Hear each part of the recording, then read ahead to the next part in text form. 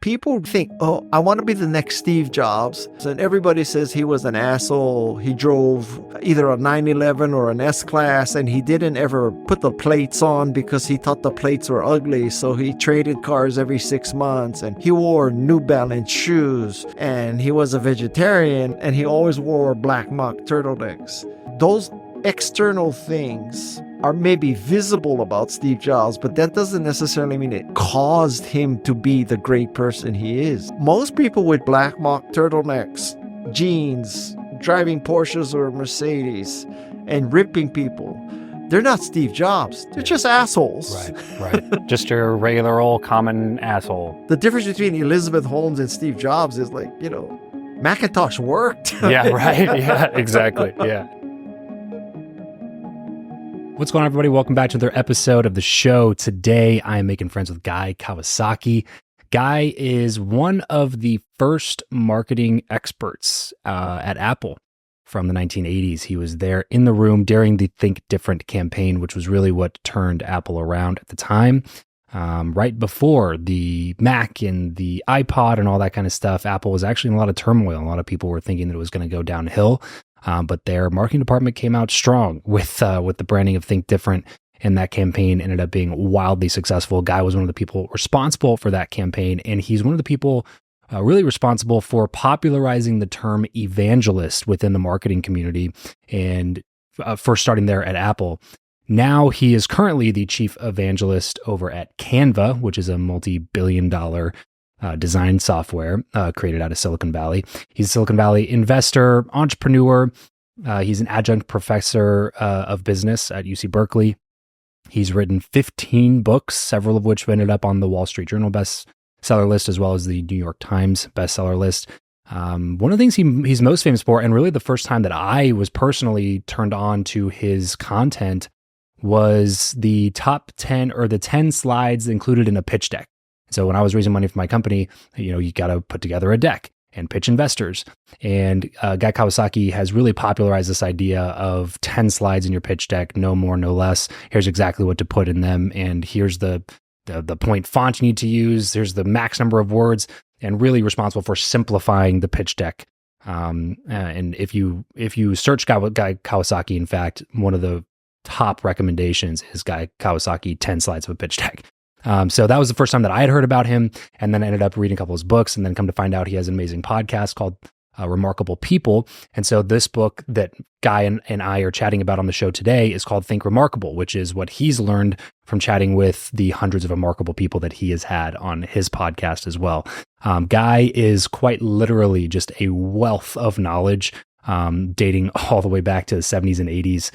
He's been in rooms and speaking with some of the world's most brilliant innovators, thinkers, authors, experts, and he's really figured out a way to distill all this information. So my producer, Eric, and I actually got on a flight, went out to San Jose to do this interview in person at Guy's house with a beautiful view of the ocean in the background and all that kind of stuff when we were walking up to the house. And he could not have been more welcoming. So, Guy, thank you so much for coming on the show. It's a pleasure to sit down with you. Been reading your stuff for a very long time.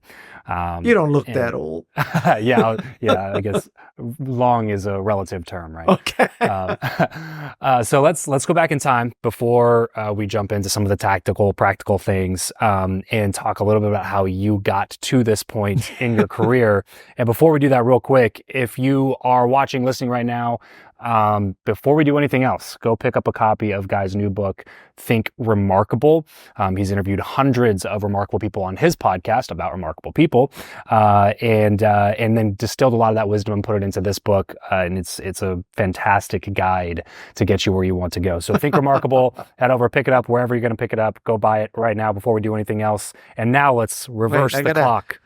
So does he say that about every author that comes on, or just me? Just you. Only you. Just you, guys. No. All right, back in time. Let's say, pick a number here, 7-year-old Guy 7 years old.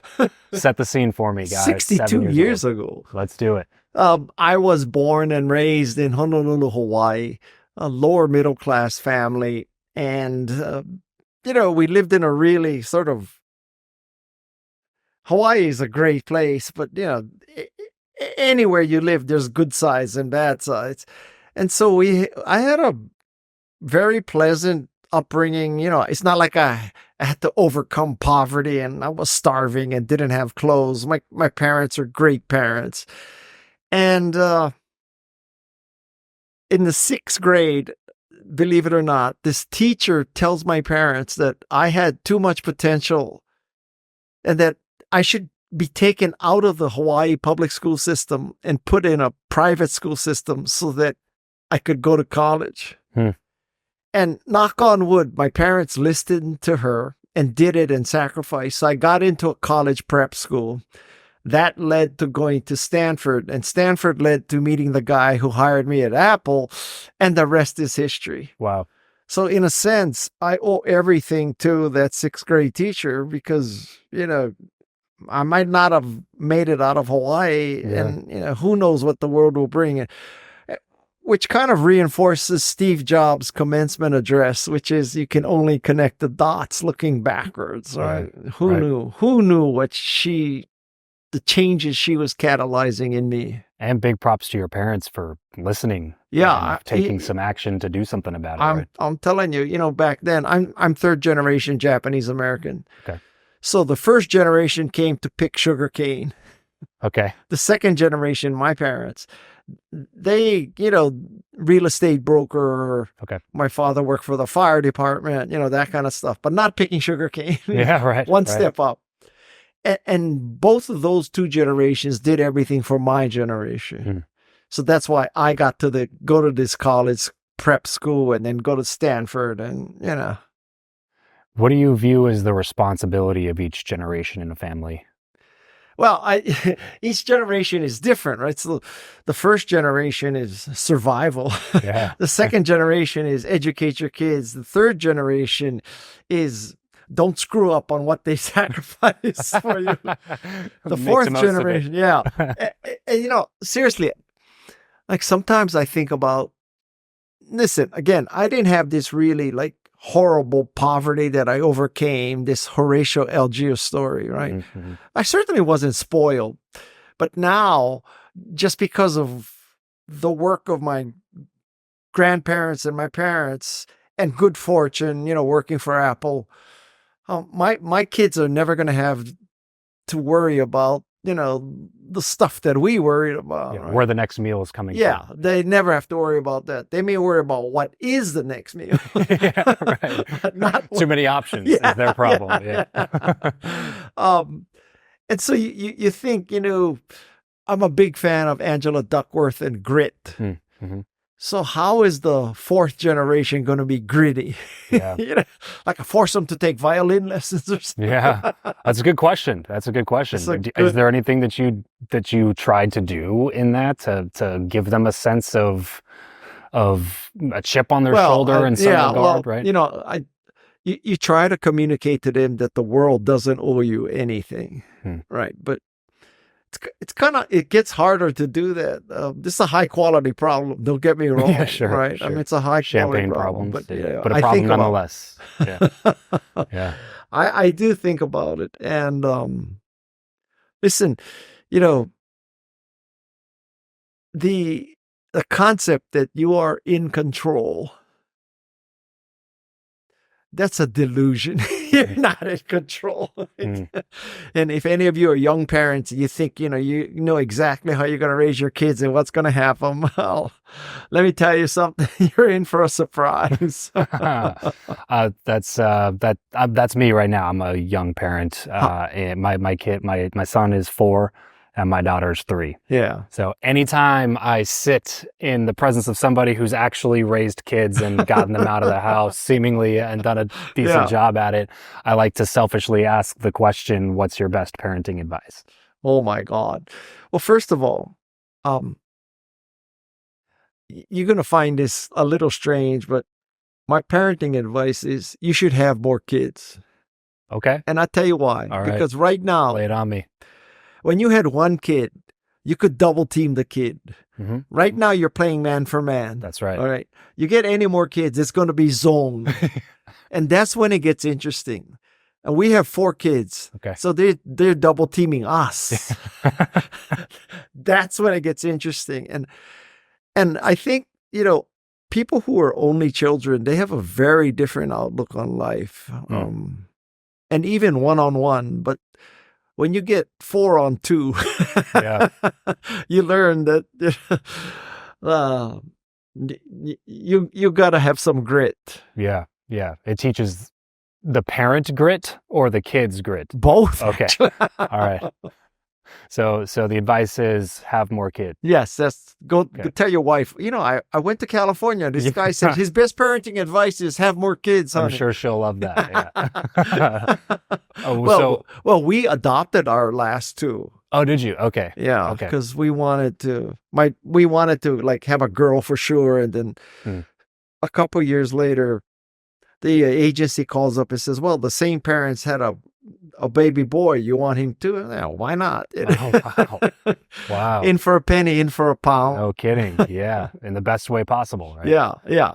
Okay, so once I get the 4 kids, then what do I do after they're there? You got to ask somebody else.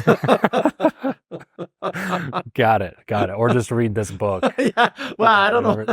I don't know about. Hey, there's a whole section on grit in here, so I'm going to need a lot of that. It sounds like. Okay, so let's. You know what? There's one person that I interviewed. Her name is Dr. Dana Suskin. Okay. And she has this project that it's something like I don't know if it's 3 million or 30 million, but you got to, from the moment your kid pops out of the womb, that's when learning begins. It's not pre-K. It's not K. It's the moment they're out. So they did some study, and I forget the number. It's either 30,000 or 30 million, but the kids who have been interacted with from day one do much better. Vocabulary, intelligence, developmental. So you got to talk to your kid a lot. And it's not a matter of simply turning on Baby Einstein and saying, okay, watch Baby Einstein and you'll be fine. You got to talk to your kids. It's the humanness of it, the interaction, the connectivity. There's no shortcuts to parenting. Oh man, if I've learned anything, that's definitely one thing. Yeah, you can't outsource parenting. The days of them listening to you is declining rapidly as their age increases and social media increases. Yeah, sure. Oh man. All right. So have a lot of grit and basically just try to figure it out. And that's the best you can do. That is the best you can do. All right. So let's get back into the story here. So 6th grade, teacher makes a big impact on you. You get put into private school. Did you enjoy school? I love school. Really? Yeah. Did you enjoy like the social aspect of it, or were you just always a learner? I went to an all-boys school, so it wasn't that social. Yeah. I tell you, so coming from Honolulu, the sort of the horizons career-wise in Honolulu, if you're really successful, you get to run the department store at Ala Moana Center, or you run a hotel or something like that. Something in hospitality. Yeah, hospitality or agriculture, right? That's basically it. And then you come to Stanford, and it's a whole new world, right? And it's like there's Hewlett, there's Packard, there's Intel, right? And these are not companies that have 200 employees. I mean, they have tens of thousands of employees, and when I came to the mainland, the scales were removed from my eyes. My horizons got so much bigger and so much broader. Yeah. I hope everybody, if you're listening to this in Hawaii, send your kids to the mainland. I mean, it's a whole different world there. So. You seem to have always had a spirit of curiosity about you that has carried into your entire adulthood, even to the point now where you're continuing to put out books and to do podcasts and to interview people and produce content and things like that. Is that something that always existed? Well, always is a long time. Okay. And I think always is also sort of retroactive. And whenever I hear people interviewed and there's a question like that, and they say, I always wanted to be a businessman or always wanted to be a doctor or a lawyer. I think they're full of shit. I mean, I mean, listen, I don't remember what I wanted to do at 7. Sure. I can barely remember what I want to do right now. And I think that it's like you go through life and there are things that you find interesting, not passion, interesting. And I think you just got to scratch a lot of interesting things. And then maybe 1 or 2 or 3 over your lifetime will become a passion. But I think we do a great disservice to people when we say, you got to find your passion. It's as if you're going to find this one thing magically, love at first sight, and boom. I don't think it happens like that. I think, they're developed. Yeah. And often by accident, right? I mean, who knew that maybe your Asian parents want you to be a doctor, lawyer, or dentist, but then you discover psychology, or maybe you want to be, Roy Yamaguchi's in my podcast and he started Roy's Restaurants, right? So, did his parents say, "Oh, I wish our son was a chef"? I guarantee you they wanted him Probably to be not. doctor, lawyer, or dentist. But here he is, Roy's, right? So I think that's just the way it is. Curiosity is kind of the prescription that helps you develop those things. Yeah, and some parental, advice. I don't think you can force your kids to love something. And you should listen.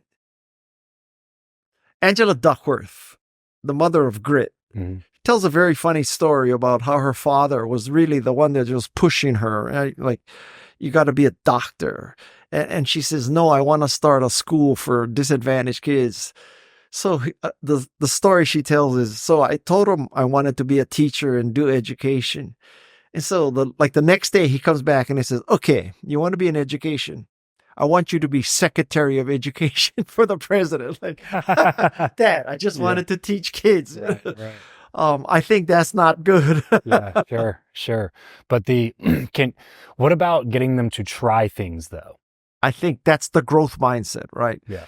And so there's 2 kinds of growth mindset issues. So one is you don't think you can do anything better. Like you have this fixed mindset that I cannot do this. Yeah. I'm not naturally talented. I don't have a gift for writing or a gift for music or whatever. So, I give up. I'm just going to stay in my corner. There's also this fixed mindset that, let's say you're really good at violin. And so everybody tells you you're a prodigy, you're brilliant, you're going to go to Juilliard at age 10. And you can also develop a negative fixed mindset in that now you're so used to people telling you that you're a prodigy, you're great, you're natural, you're talented, that you don't want to try anything that might risk your reputation and image. So I'm really good at music. I'm not going to try surfing because I'm going to make an ass of myself surfing, right? Yeah. I think that's just as bad. And you never hear about that. You always hear about the people who don't want to try anything, but both are a fixed mindset. And so I think for kids, I mean, they have to do a lot of sampling. Yeah. Because you just never know. How do you know as a parent when your kid is disinterested in something versus they're getting to the part of doing that thing that's just really difficult? Yeah. And they're wanting to quit before they move past that part? I don't know. And if any parent tells you they know, they're bullshitting. They're lying, yeah. Well, Angela has a very interesting rule in her family.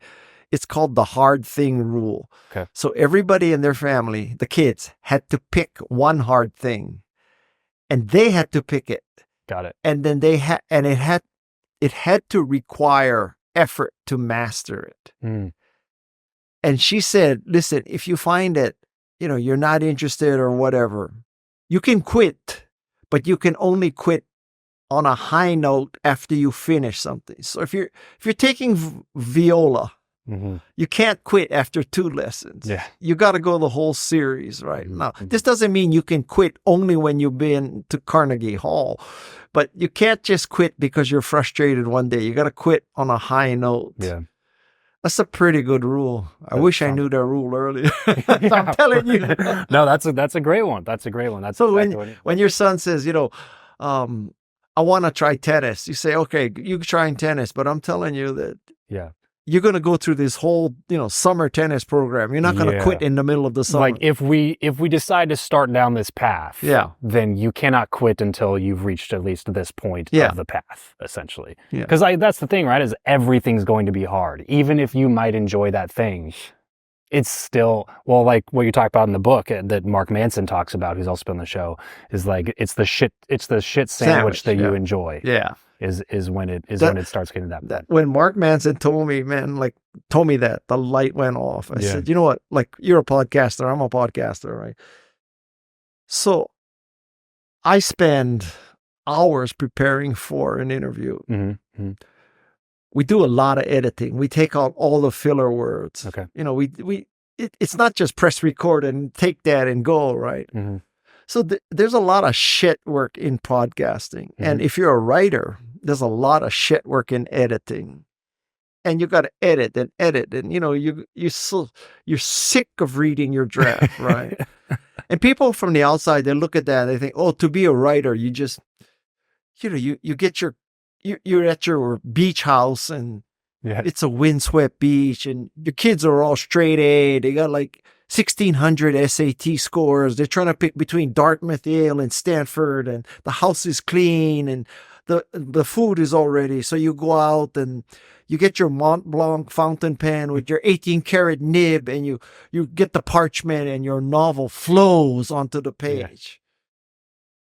That's not how you write. Yeah, not quite. Write is shit work, man. But I mean, I heard somebody once say that who was a writer, and he said that the only thing worse than writing is not writing.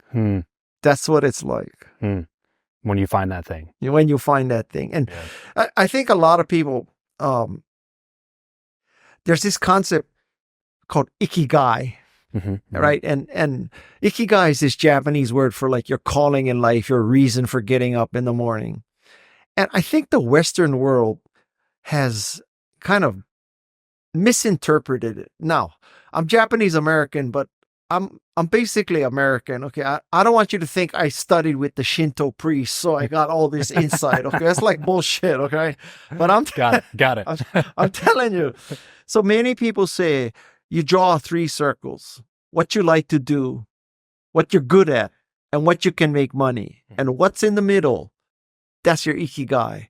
I have a different attitude. I think you will know what your passion or ikigai is when it's something that you're not good at and you cannot make money. And if you do something like that, you would do it still. You would do it still. The paycheck didn't come in. Like, I don't know about you, but I don't make a cent from my podcast. My podcast is a big negative hole. It took me a long time to make some money from it, for sure. Right. About 600 episodes. This is, I think we're on, I only have 400 more to go. Yeah, exactly. I think this episode will be like 912 or something like that. So it took about 600 to start making some money. And yet you did it, right? Yes. And it obviously wasn't because it was the windfalls easy of money. Yeah. You can eliminate that as the motive. Right. Yeah, that's for sure. No, I think every podcaster right now is agreeing with us from this perspective for sure. Okay, so let's go back in time to the story here. Okay, so you come to the mainland and go to Stanford. At the time, correct me if I'm wrong, Stanford wasn't as Stanford as it is now, meaning that like this is pre-dot-com era, this is pre-Silicon Valley investor boom era. But you know what? I went to Stanford in 1972. And there was Hewlett and Packard already, right? I mean, there were examples of tech startups that 10, 20 years old, as opposed to started in 1910 with, Goldman and Sachs started it in the Depression. So it was, you could still see it. I mean, it may not be the dot-com mania. Yeah. But what was that I guess my question is, was that the fuel that made you decide on Stanford? Was something about getting into like No. tech or computers or Okay. anything in that, or what was the push behind that? I could bullshit you. Okay. Okay. So I'm at this school in Hawaii called Iolani.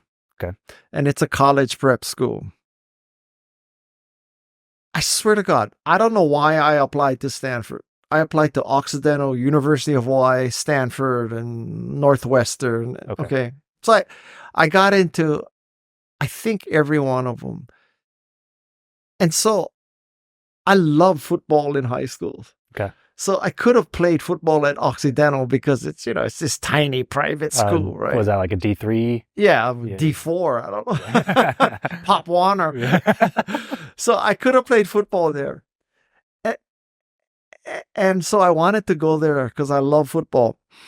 And my father said, you know what? If I'm spending all this money to send you to a mainland college, you're either going to Stanford or you're going to go to University of Hawaii where it's free. Those are your choices. Yeah. So I picked Stanford. Narrowed it down for you. Yeah. Now, if you want to look back and say, oh, Guy, you made this really conscious decision to pick Stanford because of the potential of the engineering department and being in Silicon Valley and all that. God bless you. You can believe that. I'm telling you, the reason why I went to Stanford is my father said, it's Stanford or UH, son. Pick one. And that's why I went to Stanford. That's the one that made it. So what ended up being your major there? Oh, that's another great story. All right. So I, like many Asians, I thought, I'm going to be a doctor. So I take this course at Stanford where you walk around the medical center on what do you call that? When the doctor goes on, God, that's how little I know about medicine. Residency? Yeah, no, well, not the residency, but they go, it's like a tour, rounds. Rounds, gotcha. Yeah. So you go on rounds with the doctor. And the first day I do this, I freaking faint. I faint. I swear to God. So I said, God's telling you something. This may not be for me. This may not be the right thing for you. It's like blood or something? I don't know. Yeah. I don't remember. I was out. Something visceral happened though. Yeah. God was sending me a message. And so, there goes medicine. And then I thought, well, you don't want to stick your hand in people's mouths the rest of your life. So there goes dentistry. So my father was a senator in Hawaii, no college education. And so I went into law. And then I went to law school for 2 weeks and I hated it. I couldn't stand it. So I quit law school. I went back to Hawaii, worked the rest of that year, came back, and I got an MBA at UCLA. So, if people want to think, Guy, you had this strategic plan, you go to Stanford, you learn psychology so you can be an evangelist, and then you go to work for Apple, and, I hate to tell you. Yeah, it's not how it works. No, if I hadn't fainted, I may be a doctor today. So then you get the MBA. Business was just kind of something that you thought you might get into? I loved it. Okay. So it had a decision to be in this world, at least in some capacity, right? Well, did you jump out of school and let me start a business? Okay, so here's another great story. So the UCLA MBA program was a 4-day-a-week programs. Okay. So 5th day, you don't have school. Right. And as I said, I came from a lower middle class family, so I had to work. And so I started working, and I met a woman who was from Hawaii, and she worked for a jewelry manufacturer. Okay. And she needed someone to help her count diamonds. So some people work in a library. I worked in the jewelry company counting diamonds. And I worked there for the 2 years I was in my MBA. And then when I graduated, they offered me a job in sales and marketing. Got it. Okay. So while all my buddies were going to Wells Fargo and McKinsey and Goldman Sachs, I went to this company called Nova Stylings in downtown LA, schlepping gold and diamonds. There you go. And now you say, okay, guys, so you just screwed up your career. You should have gone to Wells Fargo or whatever, and, and make up fake accounts. But anyway, so I go to the jewelry business in sales and marketing, and understand this wasn't retail. So we didn't sell to, Trixie and Biff getting their engagement ring. We were selling to Tiffany and Cartier and fine jewelers.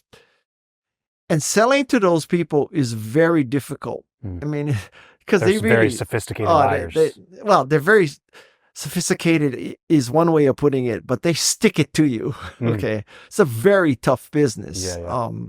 Gold and diamonds are expensive, but at some level, it's a commodity. And you could take this ring, throw it on a scale. It's okay. It weighs X grams. It's 18 carats, so it's 1824. It's gold. The spot gold price today is whatever it is per ounce. There's like $16 of gold there, so I give you $20. I mean, I let you make right 25%. So that's the toughness of the jewelry business. So right.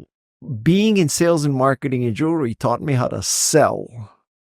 And I'm telling you, there's only two real functions in life. You're either making it or you're selling it.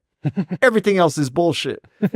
And so I learned how to sell, which, come to find out, is what I had to do for Macintosh. So if you want to believe the guy, you had a plan. You knew you wanted to be in tech sales, so you went into the toughest kind of sales you could find, jewelry, to prepare yourself for Apple. Yeah, again, God bless you. You can believe that. But this is all just dog shit luck. Joining the dots. There was no plan. Yeah. There was no plan. So another part of your book that I really appreciated, and it's easy for me to appreciate this part because I did 5 or 6 years of door-to-door sales when I started in my career as well. But you mentioned that in the book that your first job should be selling. Yes. Is that something that you recommend to basically any young person? Well, unless you're a nerd and you can make something. But I mean, fundamentally, I don't know about you, but I think life is sales. I mean, it may not be trying to get Tiffany to buy your ring, but it could be you're trying to convince the person checking you in at United Airlines to give you an aisle seat in first class and upgrade you, right? I mean, you're selling. When you apply for a job, you're selling. You're not buying. Well, maybe some people are buying, but most people are selling. Right. And so when you're dating, you're selling. I mean, when you're telling your kids to do something, you're selling. If your lips are moving, you're selling. It is a skill that will take you into every single part of your career and life afterwards. God knows if you're a founder of a company and you need to get everybody behind your vision and to make the product and sell it and support it, you're selling. You're convincing people to believe in your dream. Yeah. It's an essential skill. Right. No, definitely. Okay. So do you recall enjoying that job? When you were The jewelry business? Oh yeah, I loved it. Really? Yeah. And were you making pretty decent money comparatively to like other people your age at that time? I was making more money than my friends at Wells Fargo. That's what I was going to say, right? It also pays you. That's the thing that I liked about selling was that it's a earn while you learn business where you can come in and learn a lot and increase your skill and get better at communicating and persuading, but you also get some pretty solid paychecks along the way if you're picking it up.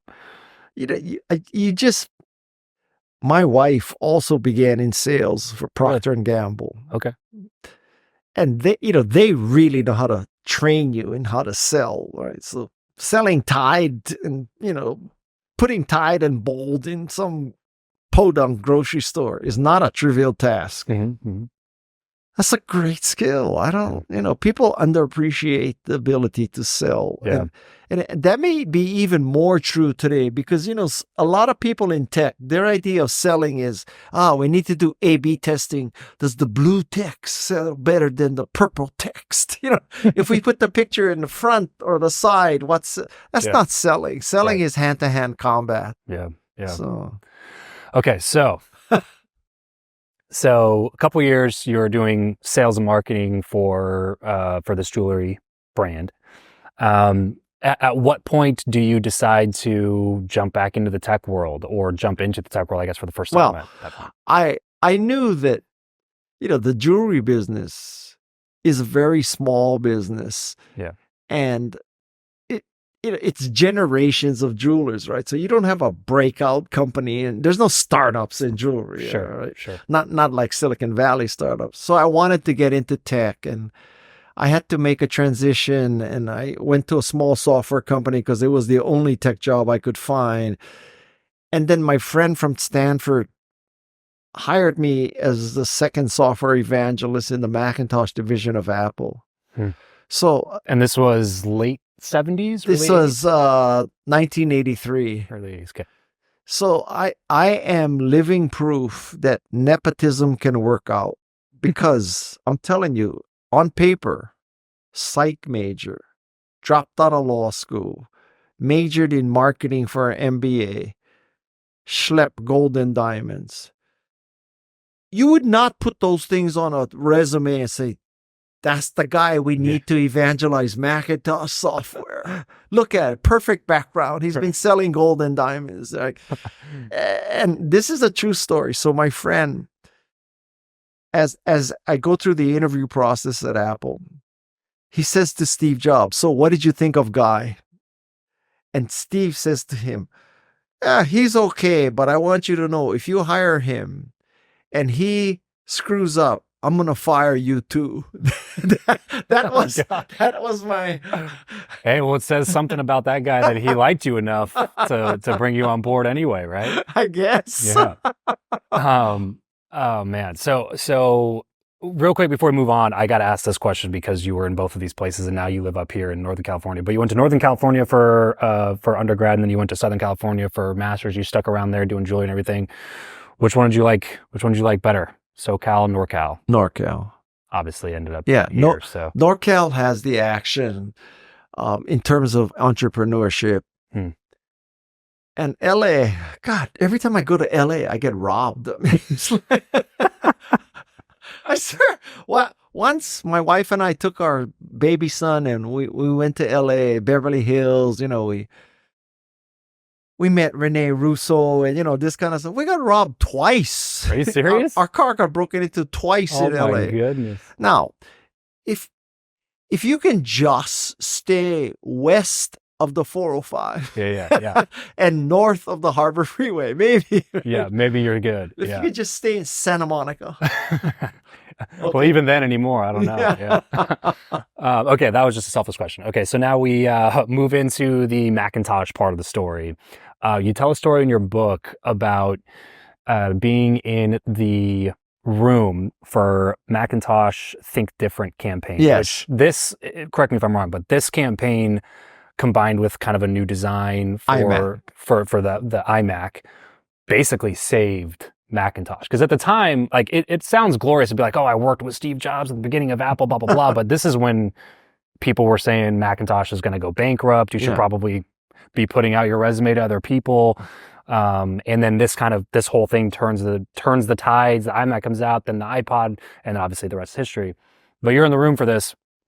And I'm not going to steal your glory. Can you tell that story about what happened there? Yeah. So this is about 1997, and I'm an Apple Fellow and Chief Evangelist of Apple. And Steve was on his way back into the company. So he was already a presence on campus, but he wasn't CEO yet. Anyway, so there's a meeting of all the marketing people. Well, not all, but, the top 10 people or whatever. And Lee Clow from Chiat comes in and shows the Think Different commercials. This is the ones with Gandhi and Amelia Earhart and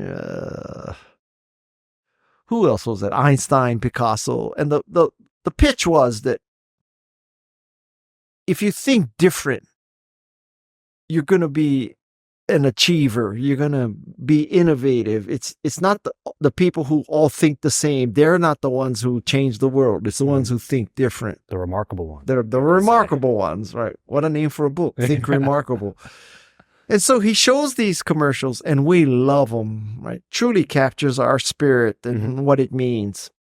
And at the end of the meeting, Lee Clow says to us, I got 2 copies, Steve, of these commercials. I give you one and I give one to Guy.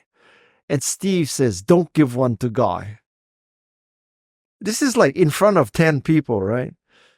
And I say to him, Steve, is it because you don't trust me? And Steve, as only Steve would, says, yes, I don't trust you. Now, these are the kind of moments in your life, like, you don't want to look back and say, why was I such a wimp ass? Yeah. Why didn't I tell him off, right? So I said to him, Steve, that's okay. I don't trust you either.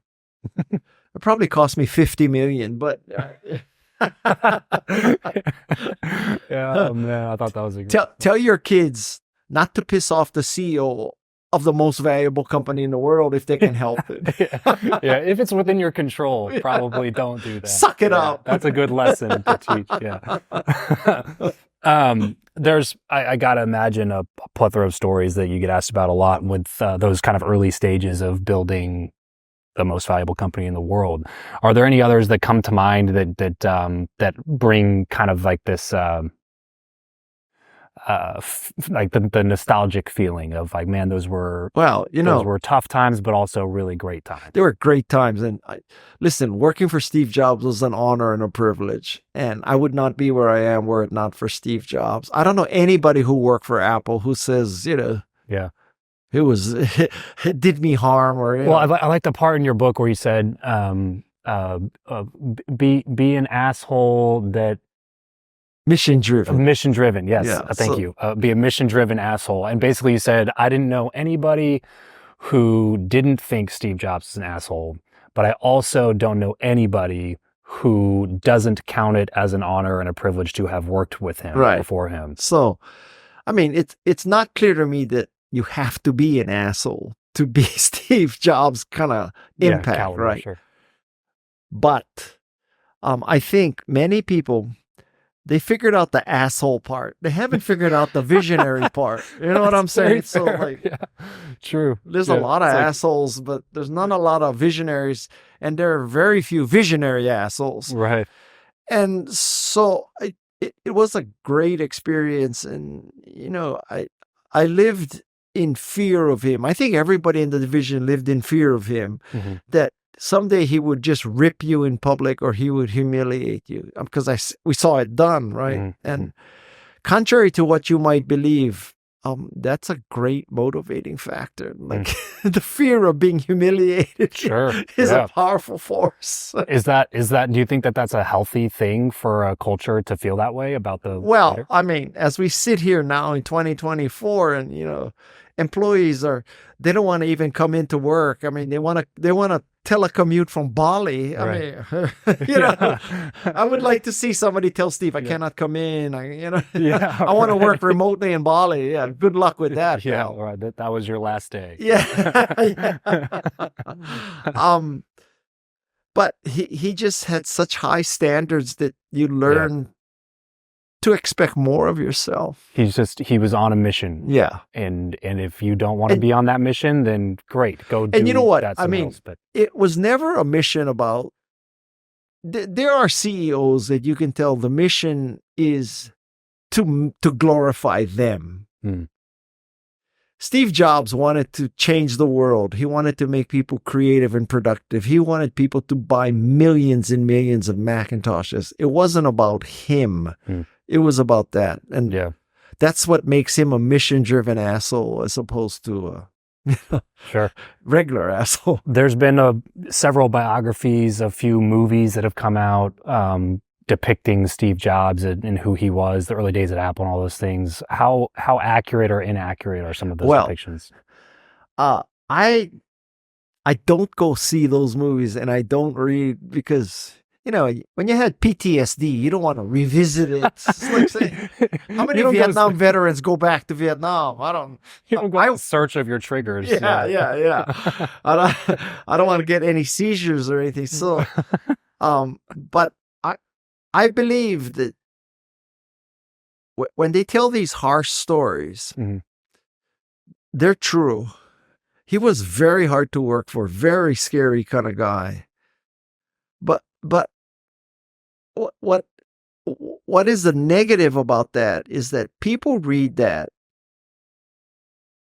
and they take away the wrong thing. They think, oh, I want to be the next Steve Jobs. And so let's do research on Steve Jobs. And everybody says he was an asshole. He drove either a 911 or an S-Class, and he didn't ever put the plates on because he thought the plates were ugly. So he traded cars every 6 months, and he wore New Balance shoes, and he was a vegetarian, and you know what? And he always wore black mock turtlenecks. And so you look at these factors from the outside, and then that produces Elizabeth Holmes, right? So I'm going to wear a black mock turtleneck. I'm going to rip people in public. I'm going to, that does, those external things are maybe visible about Steve Jobs, but that doesn't necessarily mean it caused him to be the great person he is. Yeah. So most people with black mock turtlenecks, jeans, driving Porsches or Mercedes, and ripping people, they're not Steve Jobs. They're just assholes. Right. Just your regular old common asshole. Yeah. That scammed, in her case, scammed a bunch of people. Yeah, no kidding. Like, the difference between Elizabeth Holmes and Steve Jobs is like, Macintosh worked. Yeah, right. Yeah, exactly. Yeah, right. Yeah, that's the Adam Newman type, world where you're where you feel like they're more glorifying themselves and this idea rather than pushing forward this mission. And I bring this point up in my book that I don't want people to think that this book is kind of the self-help book that, I'm going to teach you how to reposition yourself and rebrand yourself and convince people you're remarkable. And at the extreme of that kind of self-help book and that kind of guru is, you can come to my 2-day course at the Ritz-Carlton for $5,000. And, in 2 days, I'm going to change your life and make you remarkable. Yeah. There's never going to be a Guy Kawasaki seminar like that. I promise you. Okay. And what it is that I think to be remarkable, it's because you made a difference. You've made the world a better place. Computers, Canva make the world a better place. You could be a high school coach, high school teacher. Yeah. It could be just a parent and you raise kids, right? That's remarkable. Trust me, I know. And so you don't have to be Steve Jobs or Jane Goodall to be remarkable. You just need to make a difference. And if enough people make a difference, this world will be a better place. So maybe it's registering people to vote. Who knows, right? Giving people water in line, except in Georgia. So, it's those kind of things. And so my perspective is this book is how to make a difference. And if you make a difference, people will label you remarkable. So the way it is you do something good, people will say you're remarkable. It's not because you decided, like tomorrow, New Year's resolution, I'm going to be remarkable. I will be remarkable. It ain't that easy. If it were that easy, more people would be remarkable. Sure. Yeah. Right. So there's 3 main sections of the book. Yes. There's growth, there's grit, and there's grace, right? Is it a matter of age or like mindset, part of the journey that defines which of those stages you're currently on? Are they like a step 1, step 2, step 3 thing? Is it something that you're doing all 3 at once? How does that work? I think it's roughly chronological, right? So you got to grow. You have to have a growth mindset. And to get the growth mindset going, you got to have grit. So growth and grit can make you successful. Yeah. But to truly be remarkable, you need grace. Because in the third part of your life, you realize that what you want to be remembered for is helping others. And that's grace and graciousness. Jimmy Carter. Even Bill Gates, God bless him, right? Bill Gates he's not just living on a cruise ship with his 50-year-old, new wife. He's trying to end malaria or whatever he's trying to do, right? And so, we'll see if Elon Musk ever becomes gracious. I'm not confident. You're not sold. I'm not sold, yeah. And so I think that's, the last part of the test is... My father taught me this concept of noblesse oblige, that the nobility have an obligation to society. I think a better term today is success oblige. Success oblige means when you're successful, you have an obligation to society. And, you were lucky to go through some doors. Your job is not to shut the door behind you.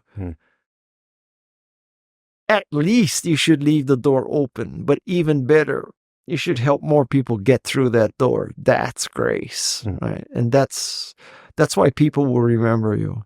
Is this part of what fuels you to continue doing obviously you don't have to be doing any of the stuff that you do today? Well, yeah, when you say that, you mean because I haven't the financial wherewithal to not do that. Correct. That's true.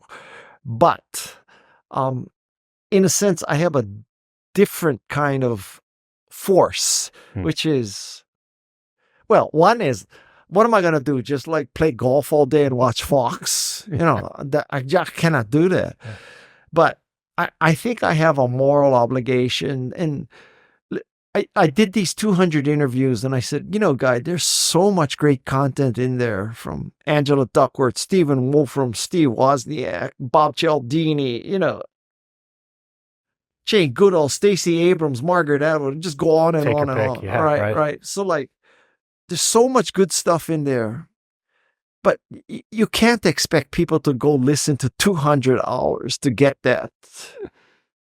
And the way to do it is you write a book. And so the book represents humongous amount of filtering. So there's about 4,000 pages of transcripts because we transcribe everything for people because I'm deaf. I insist on transcripts. Maybe only 5 deaf people in the world are reading my transcripts, but I'm deaf, so I understand. Right. So I'm not going to expect people to listen to 200 hours or read 4,000 pages. So this book is 170 pages. And it's because I have 40 years of real world, frontline, hand-to-hand combat experience to know what to filter. Yeah. So I don't think that someone, let's hypothetically say someone who's 20 years old has conducted 200 interviews. It's not clear to me that that person would have the context to know what's important and what's bullshit in the 200 interviews. I don't have as good of a bullshit filter. Yeah. Right. It takes a while to develop a bullshit filter. Sure. Yeah. A couple painful lessons and experiences along the way, probably. Yeah. Getting screwed over one too many times, potentially. Seeing people go to prison, things like that. People you used to believe in that, don't meet your heroes. Right. Exactly. So now, obviously, you do all this work. You're writing you wrote the book, which is coming out very soon in March, and then you have the podcast. But you're also chief evangelist at Canva. You mentioned earlier chief evangelist at Apple. Can you define what the role of a chief evangelist is? So, evangelism comes from the Greek word meaning "bring the good news." So I brought the good news of Macintosh. It would make you more creative and productive. What did you coin this term when they hired you? There was Jesus, and then there was a 2,000-year gap. and then Guy Kawasaki is hired in Macintosh. Yeah.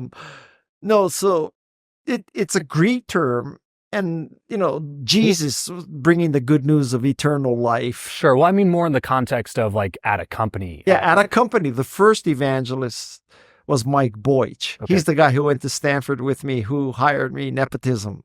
Got it. So I'm the second evangelist, second secular evangelist. Yeah. And the concept was that rather than selling, transactional, it was making people believe, to believe in Macintosh, that it was a way of life. It was thinking different. It was a belief that there is a better way and it can be done. And so we weren't just out there selling, chips and rubber and steel and plastic and glass. We were trying to sell or evangelize a different way of looking at life. And Canva is the same way. Canva is like saying that, anybody can be a better communicator using Canva to create graphics. And that's about efficacy and the democratization of Photoshop and Illustrator. Everybody can do this now. Same thing with Macintosh. Like, you didn't have to be an IT MIS expert Right. to use a computer. Same thing. How did the opportunity with Canva come about? Another great story. So I was big into Twitter when it started. Okay. And I had this theory that every tweet should go out with a graphic or a video to stand out, in the valley of text messages. The one with pictures stands out. Yeah.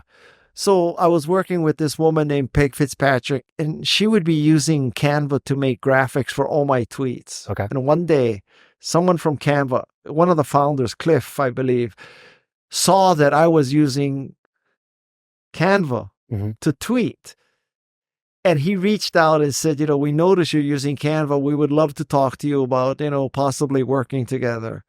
So they found me. I didn't find them. And at the time, I was just fat, dumb, and happy consulting and speaking. And, then they come up and I say to Peg, because I really, I didn't know that much. I said, Peg, isn't Canva the company you use to make our graphics? She goes, yeah. I said, what, do you like it? She said, yeah. I said, do you think I should help them? She said, yeah, why not? That's why I got my job at Canva. Wow. Okay. Right. So if you think I looked at thousands of companies and I said, okay, this is the company that has the team and the technology and the market, go to Canva. Total bullshit. Yeah. Is that rain? It is. Yeah.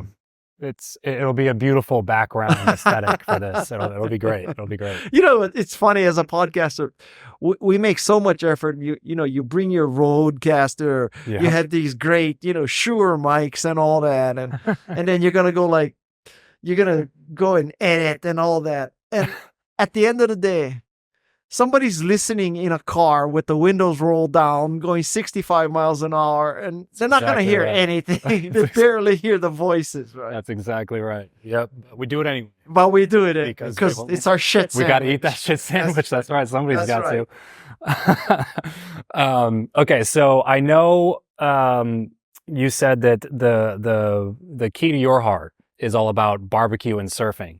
And I found that it was interesting that it took you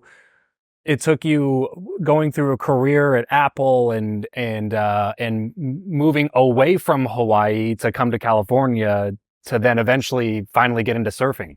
What was the purpose behind that? What was the reason behind that? I can make the case that when I was growing up, I did not have a growth mindset, right? So I was good academically, and I love football, but I didn't want to risk my self-image. Looking like a total doofus surfing. Right. So I took up surfing at 60. 60. Which is 55 years too late. But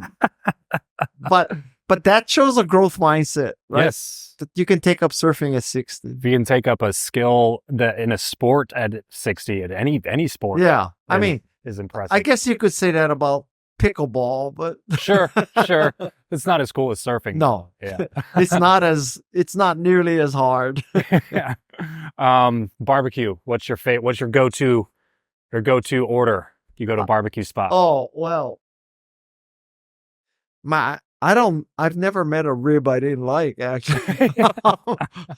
Fair enough. I'm going to South by Southwest in a month. I can't wait. Oh my gosh. Yeah. What's your favorite Austin barbecue spot? Well, there's what's the one you got to get in by 11 in the morning? Oh, it's not Lincoln. Yeah. I was just there like 2 weeks ago. And I stayed like literally 2 minutes from the spot. But I'm blank. Franklin's. Yeah. Yeah, Franklin's. But you know what? I got to tell you, the Austin Airport barbecue is so good. It's good, right? There's not barbecue there that I've had that I'm like, this is not good. Yeah. Cooper's, Terry Black's, and you name it, I'm going to eat it. You cannot go wrong. Before I leave here, I'm going to get a recommendation from you on what barbecue I should have for dinner tonight. Oh, so Aptos barbecue. Which one? It's really raining, right? APTOS barbecue. Aptos. APTOS. Yeah. Got it. I've been looking forward to dinner all day. So. Man, I'm deaf and I can hear the rain, so it must really be coming down. It is coming down, but I think these mics will help us avoid the background noise. Okay. He's giving me the nod. That's how I know. We're good. Yeah, because I don't know how these things work. I just there's show a filter. Well, Guy, listen, man, this has been a lot of fun. I really appreciate you taking the time to come on the show. For those watching, listening again, Think Remarkable, 9 Paths to Transform Your Life and Make a Difference. I'm about 95% of the way through it. I think I have like 10, 12 pages left, the last chapter. And I can say that it is, what I really appreciate is how succinct you are, because sometimes, I think you even say this in the foreword, some self-help and like kind of business type books tend to be extraordinarily long for no reason at all. So yeah, I appreciate when I can sit down in a single sitting and read through the majority of the book. So I know thank you. There's 88 tactics in that book. 88. Roughly 2 pages each. Yeah. And don't get me wrong, but there's a lot of business books that take 200 or 300 pages to tell you one concept, right? Yes. Like, what? I'm familiar. What's the other 200 pages for? It's a good question. Yeah. If you ever find the answer to that one, let me know.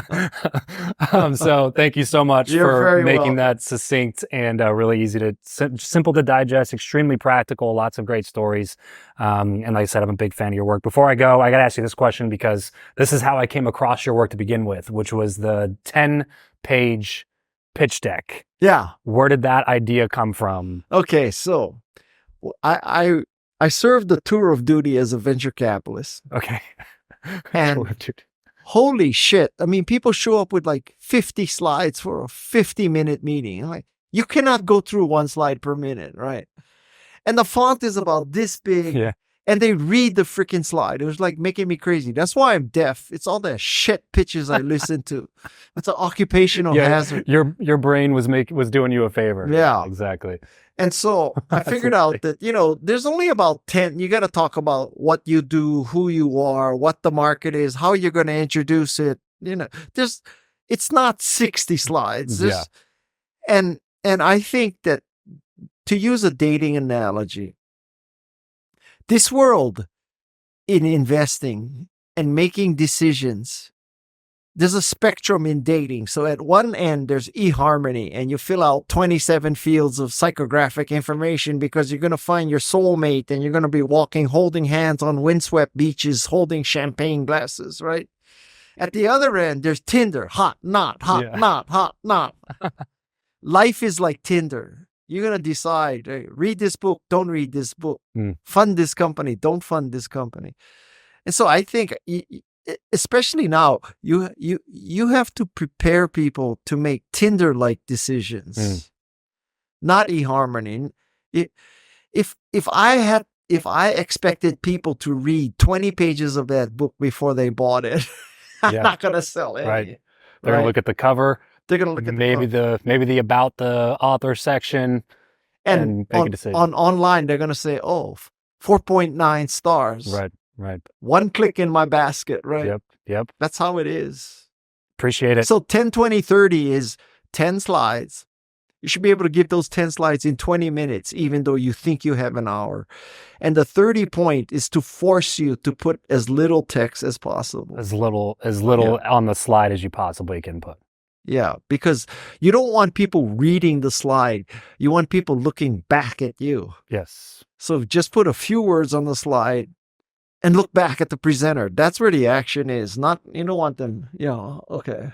Yeah, well, sometimes you might even forget to say the whole thing, and then they think they missed something. Yeah. You move to the next slide and like, what did you say? And it's like, well, that wasn't important because I know what it is. Well, if it's not important, why is it on the slide? Yeah, right, exactly. Good question. Guy, this has been a lot of fun. Thank you so much for taking the time. We'll get you out of here and on to your next thing. Thanks so much. All right. Thank you. Appreciate it.